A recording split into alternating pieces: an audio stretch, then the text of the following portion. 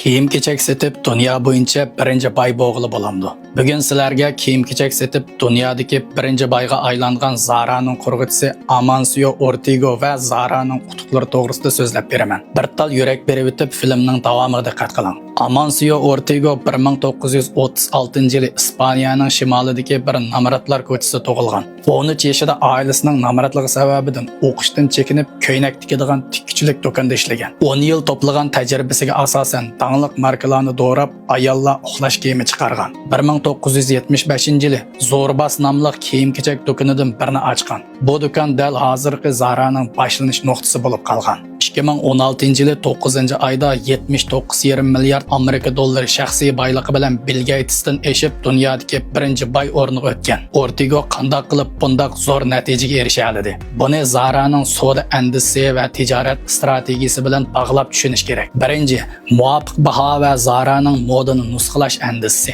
Zara 600 dan ortiq yosh loyihaga taklif qilgan bo'lib, dunyoning har qaysi joylaridagi moda kiyim ko'rgazmalariga avatib loyiha nusxalaydi. Dangliq markalik moda kiyimlarning loyihasiga o'xshatib kiyim-kechak ishlab tuvan bozorda bozorga soladi. Shu orqali iste'molchilarning muvofiq baho bilan eng moda kiyimlarni kiyish ehtiyojini qondirdi.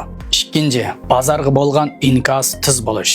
Zara modaga agishib menib cho'ng markani do'rg'achqa loyiha surati bir qadar tiz. Qog'oz yuzidagi loyihadan kiyimning bozorga chiqishiga faqat 15 kun vaqt ketadi. Har qaysi joylardagi xaridorlarning yoqtirishiga va ehtiyojiga qarata kiyim loyihasini vaqtida yangilab bozorga soladi. Uchinchisi, ishlab chiqarish va moliya yetkazish tiz bo'lish. Zara Ispaniyada o'zining zavodini qurgan bo'lib, bir qism muhim yadroliq mahsulotlarni o'zi ishlab chiqarib, suratga kafolatli qilgan. Ispaniya moliya yetkazish markazi mahsulotlarning yetkazilishiga mas'ul bo'lib, barliq moda nusxalar boshda Ispaniyaga yig'ilib, ehtiyojiga qarata dunyoning har qaysi joylariga tarqatiladi. Do'konlarning bo'lsa 2 haftada bir qatim mahsulot yangilanishiga kafolatli qilib, loyilash, ishlab chiqarish va bozorga selish birgalikdashgan tijorat to'rini shakllantirgan.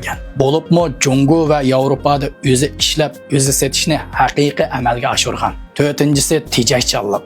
Zara'ning e'longa xarjlagan puli yo'q deyarlik. Butunlay moda kiyim sohasidagilarning haqsiz xavriga tayinib kelgan. Part zakaslarni yoki qo'shilma foyda qimmati oz bo'lgan mahsulotlarni asosligi Janubiy Yevropa, Marokash va Portugaliyadagi mingdan ortiq kichik zavodlarga ko'tarib berish orqali tanarxni zo'r darajada tejigan. 5. Ambarda zapas mol saqlamaslik. Zara kiyimlarining fasoni ko'p. Har bir fasondagi mol soni bir qadar oz bo'lishi sababli Zara'ning setilib tugash surati intayin tiz.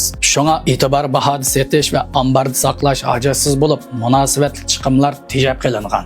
6-si setish endüstrisi. Zara'ning kiyimlari maxsus setish do'konlarida faqat bir necha hafta saqlanib turdi. Bu vaqtgacha setilib tugaydi yoki boshqa rayonlarga yo'tkab ketiladi. Bunda qilish orqali taqozolik va o'zgachilik tuyg'usini shakllantirib, xaridorlarni tabiiy o'ziga jalb qiladi. Amancio Ortega mana shunday tijorat endüstrisi bilan Zara'ni dunyoga tanitgan va zo'r boylik to'plab dunyodagi birinchi boyga aylangan. Yuqorqilar Zara'ning hozirgacha kiyim-kechak sohasida utuq qozonib qolmay nurg'un kishilarning davomli yoqtirishiga erishib kelayotganligi sababi. Ekran oldidagi do'stim, siz kiyim-kechak setib boy bo'lgan qaysi kishilarni bilasiz? Agar bilsangiz, inkas rayoniga yozib qo'ying. Sizningmi kiyim-kechak tijorat qilib pul topqingiz, egilik tikligingiz bormi? Bu kasbni yaxshi ko'rsangiz, meni qo'shib olishni unutib qolmang.